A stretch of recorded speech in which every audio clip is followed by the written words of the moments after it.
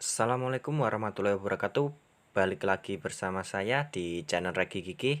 Di video kali ini kita akan membahas tentang sejarah tanaman porang di Indonesia. Oke, dari kalian pasti belum tahu kan? Ada yang belum tahu, pasti saya yakin.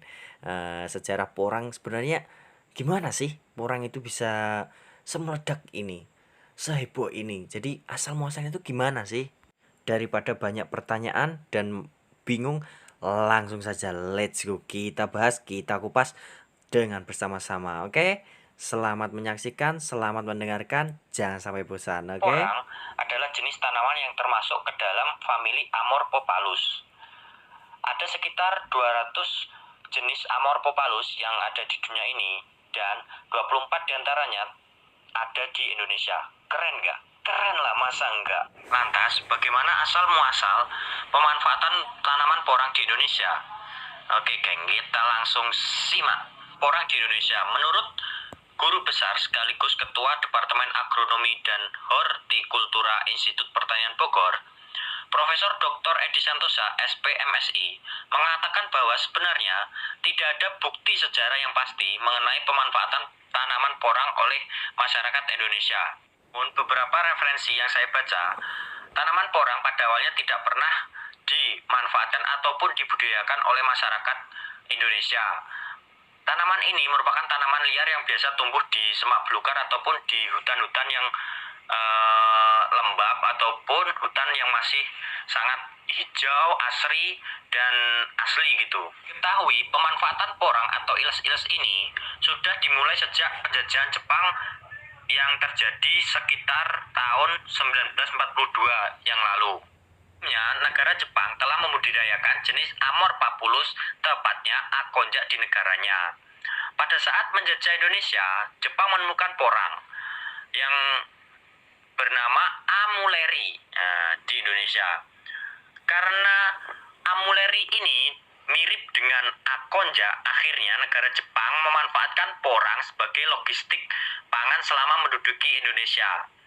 Saat itu, para petani Indonesia dan kaum rakyat Indonesia belum mengetahui manfaat dan kegunaan ataupun yang lainnya dari tanaman porang tersebut. Tanaman porang yang paling banyak dimanfaatkan oleh negara Jepang ataupun yang dibawa oleh negara Jepang yaitu jenis porang yang bernama Amuleri atau iles-iles, kemudian acung atau walur atau Avarabilis. Pada saat itu, negara Jepang memanfaatkan kedua tanaman ini untuk logistik perang, terutama untuk sumber makanannya.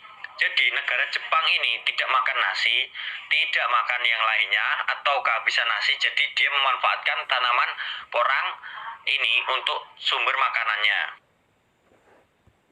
Catatan yang ada di masyarakat itu terputus, jadi tidak diketahui kapan porang ini mulai dikonsumsi, jadi kabarnya masih simpang siur. Tapi tanaman porang mulai intensif dibudidayakan di Indonesia itu sejak tahun 1980-an. Pada saat itu, perhutani mengintroduksi porang atau iles-iles ke daerah Cepu, Bojonegoro. Tanaman porang ini ditanam di bawah tegakan tanaman jati. Jadi maksudnya di daerah saya ini, daerah Cepu, ini banyak sekali perhutani menanam jati. Nah, di bawah pohon jati itu ditanami porang ataupun iles-iles. Karena tanaman porang yang sifatnya bisa tumbuh di mana saja, asalkan tanahnya gembur, tidak terlalu basah dan tidak terlalu kering, maka porang pun bisa tumbuh dengan baik. Jadi walaupun tidak ada sinar matahari pun, porang tetap bisa tumbuh. Hebat gak? Hebat sekali tanaman porang.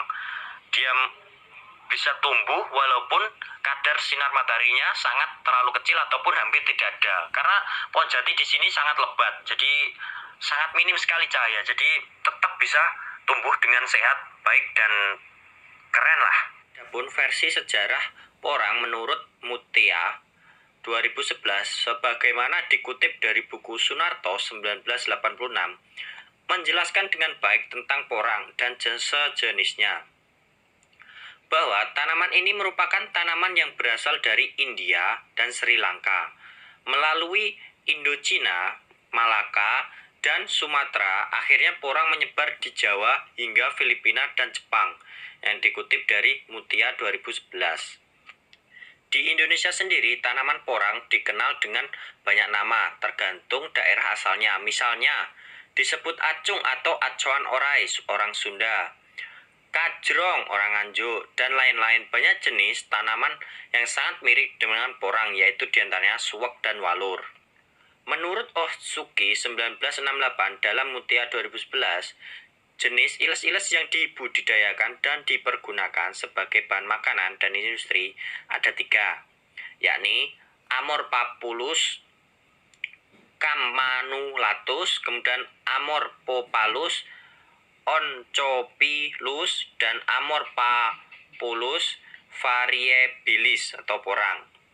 Tanaman porang biasanya tumbuh alami di vegetasi sekunder, misalnya di tepi-tepi hutan, di belukar, hutan jati, atau hutan desa.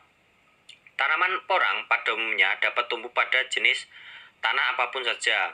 Namun, demikian agar usaha budidaya porang dapat berhasil dengan baik, perlu diketahui hal-hal yang merupakan syarat-syarat tumbuh tanaman porang, terutama menyangkut iklim dan keadaan tanahnya.